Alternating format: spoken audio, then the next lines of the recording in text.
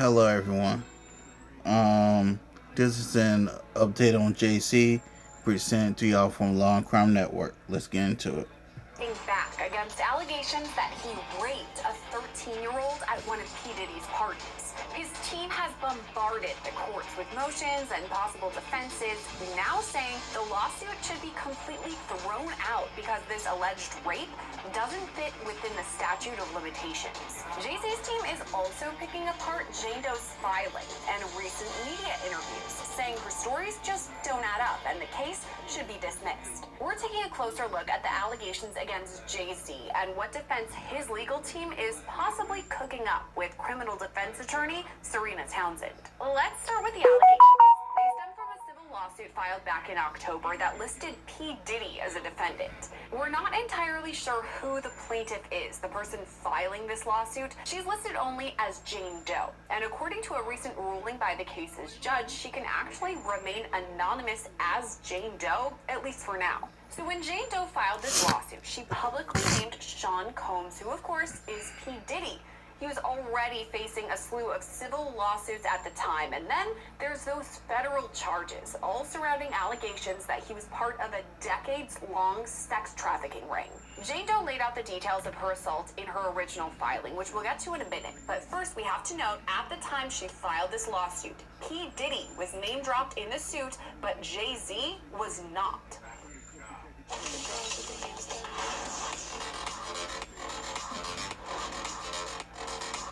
In the first filing, Jane Doe specified she was allegedly raped by another celebrity. She listed them only as Celebrity A. She also listed another person, a woman, as Celebrity B, who apparently watched these assaults. We have some guesses as to who Celebrity B could be, but we can't be 100% sure.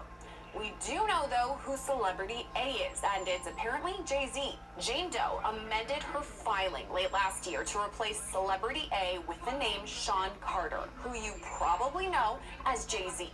I know you're multitasking when you're watching our videos, and if you're running errands, listen up. I have something that could be of use to you. It's called Upside, the free app that gets you cash back on daily essentials. I use Upside every time I pump my gas because it's so easy and it's free. Here's all you have to do. Download the Upside app and claim an offer for whatever you're buying. Just pay as usual and follow the steps on the app to get paid.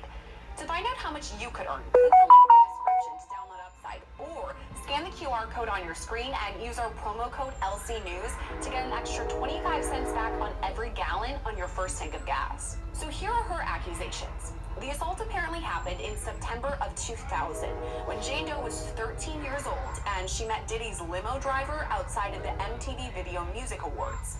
The limo driver told her Combs liked younger girls and that she fit what Diddy was looking for, not allowing her into the awards, but inviting her to an after party. This next part is important for a future filing from Jay-Z. Jane Doe claims Diddy's limo driver picked her up and then drove her to a large white house behind a gated fence. Jane Doe says that when she got inside, she was forced to sign a non-disclosure agreement, but she was never given any copies of that paperwork. After she signed the NDA, she went inside and eventually took a drink. It was a reddish yellow mixture, and she said it tasted like orange juice mixed with cranberry juice and something that was bitter. Jane Doe now believes that Diddy or one of his associates actually slipped something into her drink, because after all this, she started to feel woozy and said she needed to lay down. So she went to a room she thought was empty, but didn't lock the door. And soon after, Combs, along with a male and female celebrity, entered the room. Combs aggressively approached plaintiff, that's Jane Doe, with a crazed look in his eyes, grabbed her and said, "You are ready to party." Jane Doe alleges that Jay-Z raped her first, as Diddy and this Celebrity B watched on. After Jay-Z was apparently done, Jane Doe says Diddy raped her, and this time Jay-Z and Celebrity B watched all of this. After this was completed, Jane Doe says she ran from the house to a nearby gas station where her dad came to pick her up. So that's everything that was in the lawsuit, what Jane Doe says happened. But on December 13th, we heard more from her when she appeared in an NBC interview. During all this, there were inconsistencies in Jane Doe's story. She says the night of the assault, she spoke with Good Charlotte singer Benji Madden about his tattoo of the Last Supper because she had a religious background, so it was something to talk about. But according to a filing from Jay-Z, that's not the case. Benji Madden did not attend the VMAs, did not attend the purported after party, and was not even in New York at the time. Instead, he was halfway across the country in the Midwest on tour with his band Good Charlotte. What's more is that Jane Doe's father apparently didn't pick her up after the attack. This is from the Jay-Z Motion 2 quote. He told NBC he was unaware of his daughter's assault allegation until the week he was interviewed. NBC reported that he had no recollection whatsoever of picking up Plaintiff, his daughter, on the night of the VMAs. And Plaintiff and her father were living in Rochester at the time, which would have required her father to drive more than 5 hours from their home to pick her up on the night in question, an event that no father would forget if it actually happened. When pressed by NBC, plaintiff Jane Doe was forced to admit, "I have made some mistakes. I've made a mistake by identifying. Not all the faces there are as clear," and even that she was guessing about key details, including the time it took to reach the venue. What is more, she admits she does not have a single corroborating witness over the last 24 years. So in that motion, Jay-Z's team called out some inconsistencies in Jane Doe's story, but they also called out a few technical issues that they say mean the case should be completely thrown out. So to start, there's the Victims of Gender Motivated Violence Protection Act. It's also known as the GMV. Jay-Z says there are issues with that act and Jane Doe's timeline. They say it violates his state and federal due process rights. Jay-Z's filing reads in part, quote, "The statute does not have retroactive effect." Plaintiff Jane Doe asserts a violation of the GMV law for conduct that purportedly occurred in September 2000. But the GMV law was not enacted until December 19, 2000, 3 months after the FAC, that's the first amended complaint, claims the conduct occurred and cannot apply retroactively to create a cause of action unavailable to plaintiff at the time in question. So basically all that means is the statute of limitations doesn't add up to use the GMV. But there's more. Jay-Z says that even if this GMV law did have that retroactive effect and the timeline didn't matter, the crime had to be committed within New York City. According to the FAC, again, that's the First Amendment complaint, plaintiff was driven from Radio City Music Hall to a large white residence with a gated U-shaped driveway, a drive that took 20 minutes. This is where the alleged assault took place. The FAC's description of the residence in question, however, combined with public records, confirms that any such residence, to the extent it existed at the time, would have been located outside the territorial boundaries of New York City. And if all else fails, Jay-Z's team says Jane Doe's timeline doesn't fit with the statute of limitations.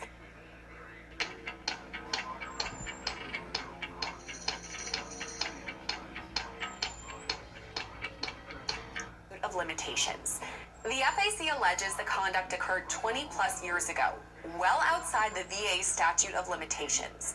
Though the VA was amended in 2019 to create a 2-year and 6-month revival period, that period expired in August 2021. Let's dig a little bit deeper into Jay-Z's possible defense in all this. For that, we're going to bring in criminal defense attorney Serena Townsend. And Serena, to start, what is Jay-Z's team doing from the jump when they get news of this lawsuit? Well, it seems like they're taking a very proactive approach. You're right, I right. think that perhaps they went a little too aggressive. It seems like they really upset the judge with their tons of motion writing and kind of hitting below the belt, not to the extent of name calling, but getting kind of close to being aggressive against the actual attorney rather than fighting the case on the merits. The judge did kind of clap back, snap back, whatever the kids are saying these days. She said that they were filing a litany of motions, which I thought was really interesting. And you pointed it out too. I'm wondering if that's because it's like a tactic they're trying to use in the case. Why may that be? Yeah, so it's interesting. You know, most cases slug along and we don't really hear about any of it, right? We just, you know, it goes by practice and protocol and procedure, and there's motion writing here and there, but it's usually not the quote-unquote litany of motions that we're seeing here. I think it's a bit performative. I wonder if Alex Spiro and his team are just kind of doing this because maybe they think it's going to placate Jay-Z. Maybe their clients are kind of jumping down their throats and saying, well, we want an aggressive attorney, that's why we hired you. It's very important to remember that good lawyering doesn't necessarily mean doing this. There's deadlines, there's timelines. Being this aggressive, there has to be a little bit of suave to your practice, especially if you don't want to piss off the very judge who's going to be making those decisions. You're right to say it's been really aggressive. Last week we were talking about the motion of Jane Doe to have her identity revealed, and the judge was like, no, that was the filing where she got kind of spicy. And now the latest filing is Jay-Z's team is attacking the victims of the Gender Motivated Violence Protection Act. Huge words, but basically what it means is that went into effect in December of 2000. And Jane Doe says that this alleged rape happened in September of 2000. So Jay-Z's team is like, hey, the timeline doesn't match. What do you make of all of that? Is that at least a good argument? Yeah, so, a good attorney is going to try to argue on the facts of their case, but also try to argue these, what we sometimes call technicalities. I don't want to minimize it. A technicality is a very real thing, at times where there's rules and laws and what applies and what doesn't apply. And if the law didn't come into effect until after the events in question, it is a decent argument to say that it does not apply. And so I think the tactic, aside from the aggressiveness, is, look, we're not just going to attack the story itself. We're not just going to say he's factually innocent. We're also going to say that certain things that you're trying to apply to hold against my client don't actually apply. It's very important for a lawyer to fight on all different levels like this, on the technicalities, on the law, and on the story itself. I'm wondering if this next part is a technicality too. They were saying that in order to use this specific law, the incident has to happen within the borders of New York City. And apparently, according to her lawsuit, it was at this big white house. It was behind a gated fence. And Jay-Z's team says there's no such place in New York City. Do you think that them pointing that out works in their favor too? I do. So, look, anytime you accuse somebody of anything, whether it's in a civil suit or a criminal suit, you have to put your money where your mouth is. You have to be able to literally prove every element of the case, including jurisdiction. A lot of people forget about jurisdiction because usually that's a given, right? Like, if something happened in New York, obviously it's a New York jurisdiction. But here, if you're not able to articulate the exact date, location, time, things like that, those specific elements, then it's another good argument that you don't have jurisdiction without establishing it. If she can't say the address is definitely in New York, there's a problem there for sure. So Jay-Z's team has two pretty strong things going for them there. And the next part is pretty strong, I'm thinking, too, in the fact that Jane Doe laid out all of her accusations in this filing. And then recently she did an interview with NBC, and there were some inconsistencies about things. For instance, she said she met Benji Madden that night, and he wasn't even in New York at the time. She said her dad picked her up, and her dad's like, I never have even heard of this. Those things, the inconsistencies in her story, is that tough for her to combat? Yes, I see, both of us are cringing at this. And the main reason I'm cringing is because I'm a former prosecutor myself, and the golden rule is do not make statements in public or really anywhere. Don't write anything down about the case because it could absolutely be used against you. And any good defense attorney is going to use that inconsistency against her. It can be used in several areas leading up to and certainly during a trial, if a trial even happens, if we even could get there at this point. Those inconsistencies are deadly, especially something like this, because you have her own father who has no stake in the game, aside from probably wanting to support his own daughter, saying, actually, that's not how I remember things happening. It is a major hit on her credibility, her memory, and her potential honesty in this case.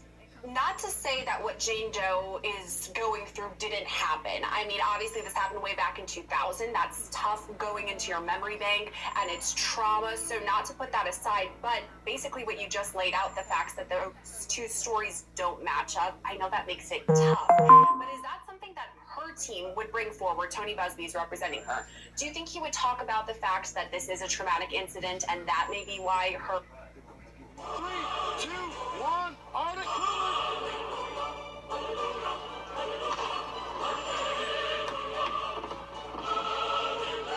her memory of it is a bit clouded? 100%, and we see that a lot in victims of trauma, specifically sexual trauma. Absolutely, that happens, and it's going to be on him essentially to not only cure all of that bad credibility, but also probably he's going to want to hire an expert who is an expert in this field of sexual trauma, who can testify separate from her that these are things that we see in people, especially as time goes on.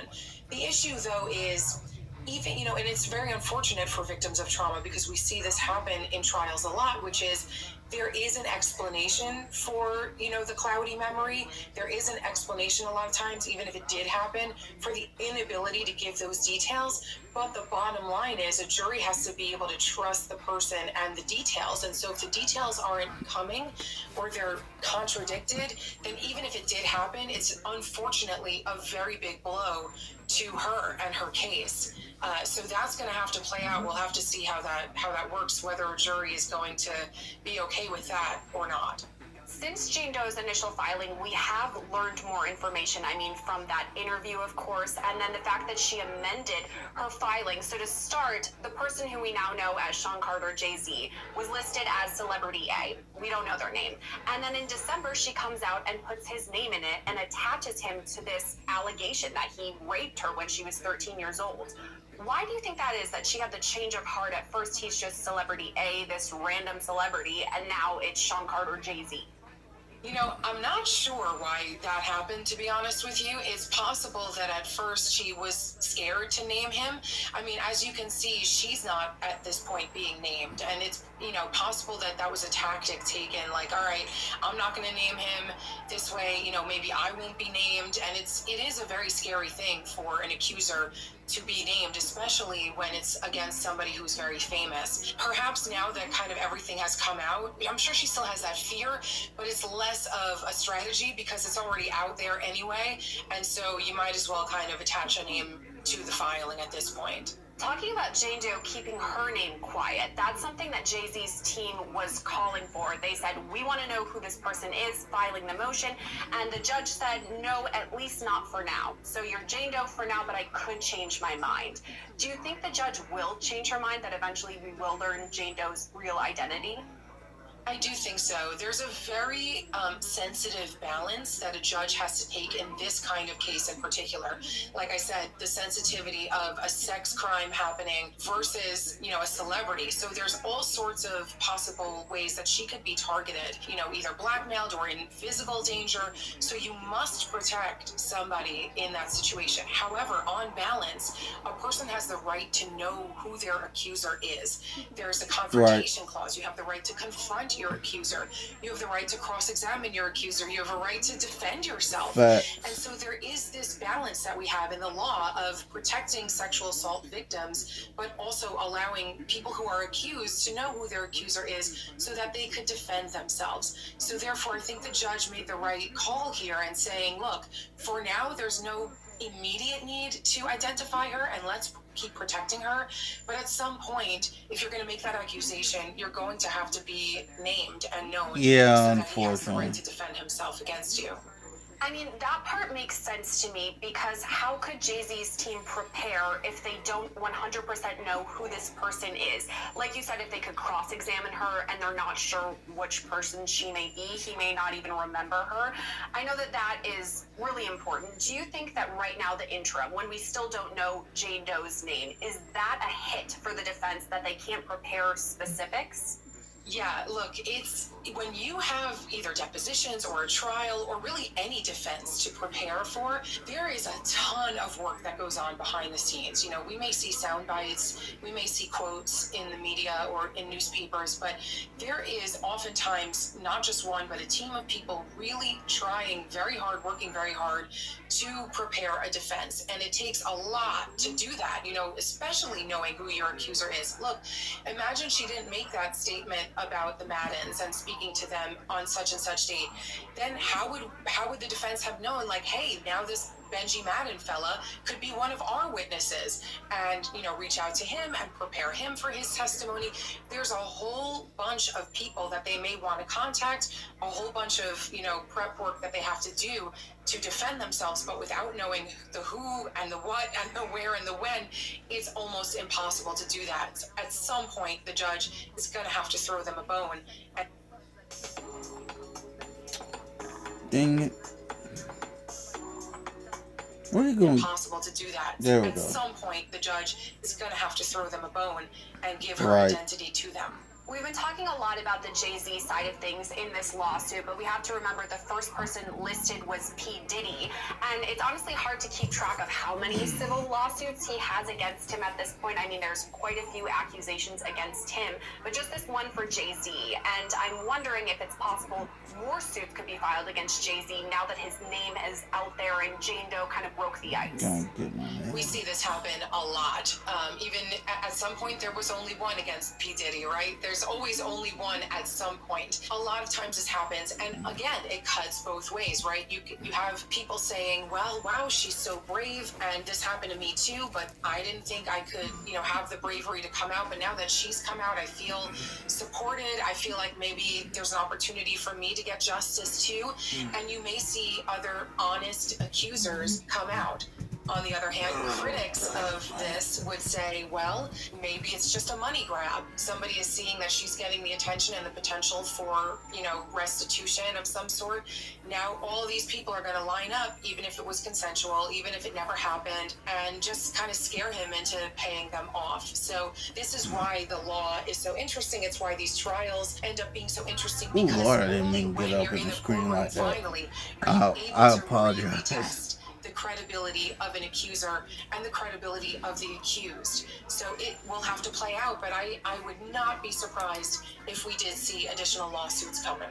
As you said, we don't know all of the details yet. That would happen when it would come to trial. So we're still kind of wondering, a lot of question marks. But from what we do know right now, how do you feel? Do you think one side has a stronger argument than the other, or what do you see for the future of this specific case? Right now, I kind of feel like the defense has the upper hand because of the inconsistencies in her statement. The bottom line is you're going to be able to do a lot of things with a case no matter what side you're on. You're going to have a lot of corroborative evidence to support, maybe a prosecution or a lawsuit. And you're going to have people who you can get to come in and say, no, this couldn't have happened because of X, Y, and Z. But the central issue in this kind of case is the woman herself. Is she credible? Is she honest? And the fact that, there's muddied kind of testimony already and possible credibility issues with her own father and somebody, again, Benji Madden, who really doesn't have a stake in the game, saying, like, actually, this could not have happened at that time, is already causing a dent in her credibility. So I think just right now, if I were to tip the scales, I do think the defense has a better case at this very moment in time. I'm interested to see where this case goes. Serena Townsend, as always, a pleasure. Thank you for coming on with us today. Thank you so much for having me. Just to be extra clear, Jay-Z has denied all of the claims from Jane Doe, and he's not charged criminally for any of these allegations. Reporting for Law and Crime, I'm Sierra Gillespie.